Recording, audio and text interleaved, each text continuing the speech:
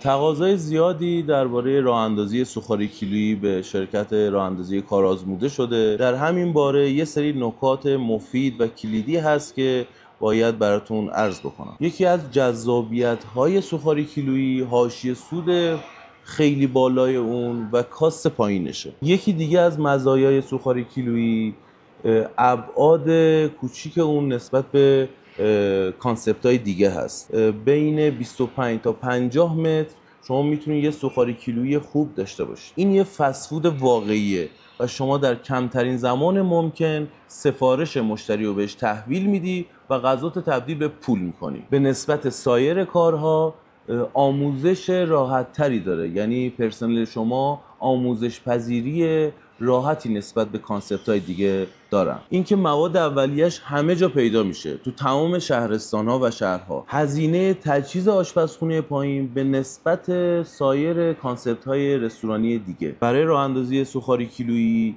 یک سری نکات هست که حتما باید بهش توجه کنید. انتخاب لوکیشن پرتردد، همکف و اینکه راه هواکش و سانتریفیوژ داشته باشه و یه چیز مهمتر این که قراردادتون 3 تا 5 ساله باشه. اسم و برندتون رو به نحوی طراحی بکنید که به سوخاری کیلویی نزدیک باشه و اون رو روی تابلو و ظروف یک بار مصرفتون پیاده سازی کنید. حالا میریم سراغ تجهیزاتی که باید توی تجهیز آشپزخونه‌تون به کارگیری بشه. تجهیزات مورد نیاز برای تجهیز آشپزخونه سوخاری کیلویی این موارد هست: یخچال ایستاده برای نوشابه، یخچال فریزر صندوقی، دیسپلی، سرخ‌کن‌های صنعتی، بردینگ برای پولکی کردن مرغ‌ها، میز کارها با ابعاد مختلف، سینگ ظرفشویی، آبچکان و ترازو و یه سری خورده ریز هستش که باید به اون توجه کنید و هواکش. یه سری موارد هم هست که باعث افزایش